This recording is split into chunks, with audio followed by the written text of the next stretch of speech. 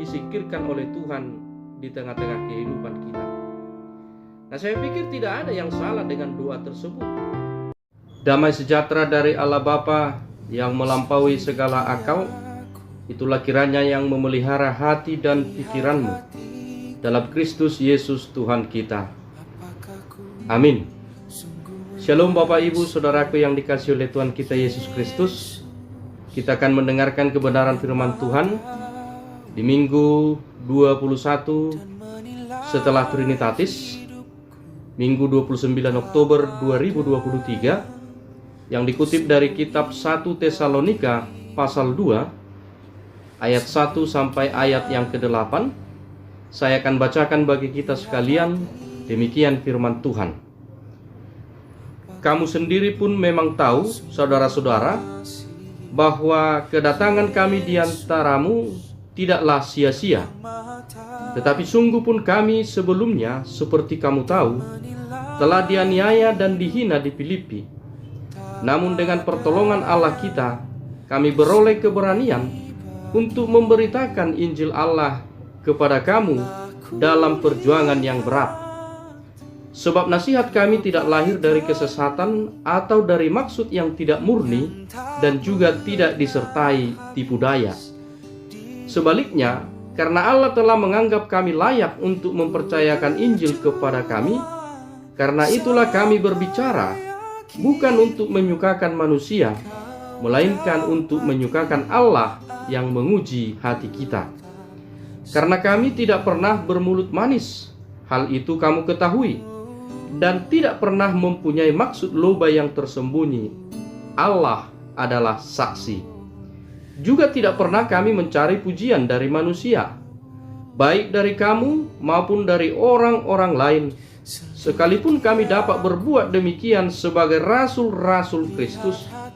Tetapi kami berlaku ramah di antara kamu, sama seperti seorang ibu mengasuh dan merawat anaknya.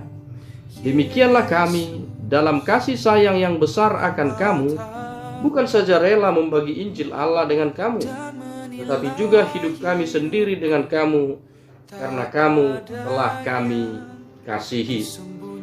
Amin. Sedemikian jauh pembacaan firman Tuhan. Bapak Ibu Saudaraku yang dikasihi oleh Tuhan kita Yesus Kristus, tema untuk kita renungkan dalam minggu ini adalah keberanian memberitakan Injil karena pertolongan Allah.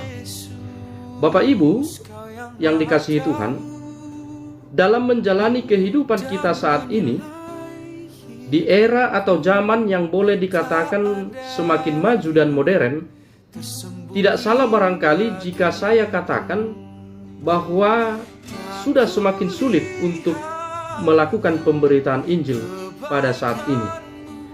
Kenapa saya katakan demikian? Karena dalam era yang semakin maju dan modern ini, tidak dapat kita sangkal bahwa akan semakin banyak orang yang lebih mengedepankan logika berpikir dan fakta dalam menyikapi banyak hal yang terjadi dalam hidup yang sedang dijalani. Nah, situasi yang demikian tentu berdampak dalam kehidupan spiritualitas atau kerohanian kita. Dan hal itu membuat kita sulit untuk masuk dalam pembicaraan tentang firman Tuhan. Bisa jadi saudara, keluarga, teman-teman, atau kenalan kita akan memandang dan menganggap kita aneh ketika kita bicara tentang Tuhan dan kebenarannya. Situasi yang demikianlah yang seringkali membuat kita menjadi ragu dan takut untuk menyampaikan berita Injil keselamatan. Nah, perasaan takut dan ragu inilah yang menyebabkan kita seringkali gagal dalam mencapai tujuan yang telah Tuhan berikan dalam kehidupan kita. Kita bisa kehilangan kesempatan untuk dipakai oleh Tuhan. Bahkan dalam skala yang lebih besar, ketidakberanian ataupun ketakutan menjadi salah satu penghambat gereja untuk mengembangkan diri. Seringkali saudara, kita tidak menyadari bahwa ketidakberanian itu menjadi momok dalam pemberitaan Injil dalam kehidupan kita saat ini. Nah, melalui terang tema yang didasarkan pada perikop minggu ini, kita ingin diajak untuk beranjak dari ketakutan itu menuju keberanian untuk senantiasa memberitakan Injil. Saya harus katakan kepada kita, memang tidak ada pemberitaan Injil yang aman dan mulus. Sebab setiap medan pelayanan tentu memiliki punya cerita masing-masing. Karena terkadang ketika kita memberitakan Injil, kita harus berhadapan dengan tantangan, hinaan. Terkadang kita harus dicibir orang.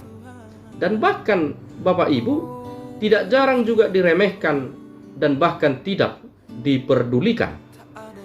Maka ketika berhadapan dengan tantangan pemberitaan Injil itu, seringkali kita berdoa dan memohon kepada Tuhan agar setiap tantangan dan hambatan itu disingkirkan oleh Tuhan di tengah-tengah kehidupan kita. Nah, saya pikir tidak ada yang salah dengan doa tersebut ketika kita memohon supaya tantangan itu menjauh. Namun, saya juga harus katakan bahwa tantangan itu pasti ada dan akan selalu ada, termasuk dalam hal memberitakan Injil. Nah, oleh karena itu, alih-alih memohon kepada Tuhan agar segala tantangan disingkirkan, saya pikir akan jauh lebih bijak, Bapak Ibu, jika kita memohon kekuatan dan keberanian untuk menghadapi segala tantangan dalam memberitakan Injil. Intinya yang mau saya katakan, daripada memohon kepada Tuhan agar segala tantangan disingkirkan termasuk memberitakan Injil, akan sangat jauh lebih baik jika kita bermohon dalam doa supaya kita diberi kekuatan dan keberanian untuk menghadapi segala tantangan itu.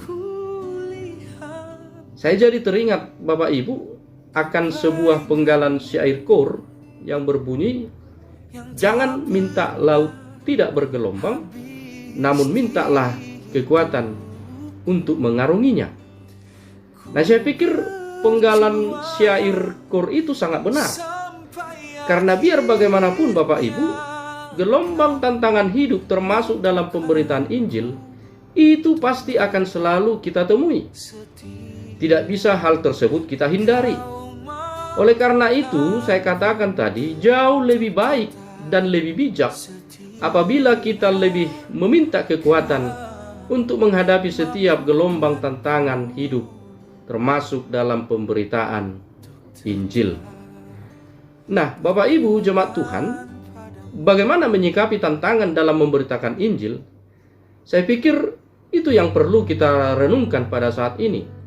Bukan berpikir bagaimana untuk menghindari tantangan itu, tetapi lebih berpikir dan merenungkan bagaimana kita menyikapi tantangan itu. Nah, berdasarkan perikop ini, kita dapat belajar bagaimana menyikapi tantangan tersebut. Pertama-tama, kita harus yakin, Bapak Ibu, bahwa Tuhanlah yang mempunyai pelayanan ini. Tuhan tidak sekedar mengutus, tetapi Ia juga memperlengkapi kita. Pada kenyataannya, keberanian itu barulah permulaan. Ketika tantangan menghadang, pasti kita bisa tawar hati dan kehilangan semangat untuk melanjutkan karya pelayanan. Nah, Rasul Paulus pun pernah merasakan hal tersebut di dalam memberitakan Injil itu. Paulus pernah difitnah, dianiaya, dihina, bahkan dipenjara karena Injil. Nah, dalam perikop ini, Paulus membagikan cerita pelayanannya bagi jemaat di Tesalonika saat itu, agar mereka memperoleh pencerahan dan keberanian untuk terus memberitakan Injil Yesus Kristus. Rasul Paulus menembus segala tantangan agar tiba di Tesalonika untuk memberitakan Injil. Kedatangannya ke Tesalonika pun pada akhirnya tidak sia-sia. Pemberitaan tentang Yesus Kristus selaku Tuhan dan Juru Selamat pun tidak menjadi sia-sia. Nah, itu terjadi karena keberanian yang dimiliki oleh Paulus. Dan kita lihat di perikop ini tadi bahwa keberanian itu tidak terjadi dengan sendirinya. Paulus dan rekan sepelayanannya dapat melewati penganiayaan dan penghinaan. Dia katakan tadi, semuanya karena pertolongan Tuhan. Jadi, selain menyadari sepenuhnya bahwa keberanian memberitakan Injil bersumber dari pertolongan Tuhan, kita bisa gali dalam perikop ini, ada beberapa hal yang disampaikan oleh Paulus yang membuat dia semakin berani untuk memberitakan Injil tersebut. Yang pertama, kita boleh lihat dalam keterangan di ayat 1 dan 3. Nah, kalau kita baca keterangan di ayat 1 dan sampai 3, dapat kita simpulkan bahwa Paulus menyadari pemberitaan Injil yang ia lakukan bukanlah untuk kepentingan dirinya sendiri. Pada ayat 2, ketika kita membaca tadi, di sana Paulus ingin mengungkapkan fakta bahwa sebagai pemberita Injil, ia harus menghadapi konsekuensi yang cukup berat, yaitu ditangkap, diadili, dipenjara, bahkan difitnah. Selain itu, Bapak Ibu, Paulus juga menunjukkan perjuangannya yang begitu berat ketika memberitakan Injil di Filipi sebelum ia memberitakan Injil di kota Tesalonika. Fakta yang disampaikan oleh Paulus ini seolah-olah ingin menegaskan kembali tentang motivasinya dalam memberitakan Injil. Pemberitaan Injil yang dibawa oleh Paulus bukan untuk kepentingannya, tetapi untuk kepentingan Allah dan jemaat Tuhan. Dan pada ayat 3 tersirat ungkapan tuduhan-tuduhan yang ditujukan kepada Paulus. Di sana terkesan bahwa Paulus itu sesat karena memberitakan Injil yang dikuasai oleh kepentingan pribadi. Namun Paulus menyangkal hal itu dengan mengatakan, sebab nasihat kami tidak lahir dari kesesatan atau dari maksud yang tidak murni, dan juga tidak disertai tipu muslihat. Nah, inilah yang pertama, Bapak Ibu, yang membuat atau menumbuhkan keberanian dalam diri Paulus. Semua yang ia lakukan itu bukan untuk dirinya sendiri, tetapi ia menyadari semua yang ia lakukan hanya untuk kemuliaan Tuhan semata. Yang kedua, alasan yang membuat Paulus berani menurut perikop ini, di ayat 4 sampai 6 dapat kita rangkum.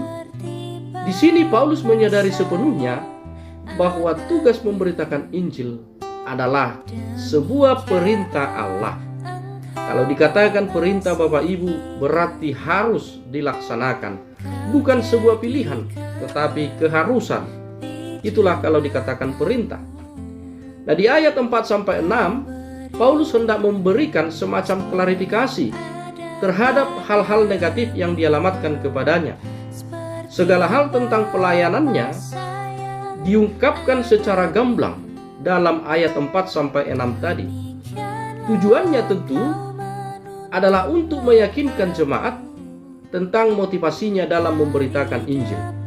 Paulus di sini ingin menunjukkan kepada jemaat di Tesalonika bahwa segala sesuatu yang dikerjakannya bukan berasal dari dunia ini, tetapi dari Allah.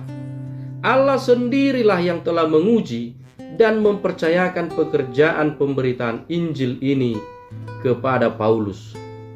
Rasul Paulus mengemukakan bahwa tujuan pelayanannya adalah semata-mata untuk kemuliaan Allah.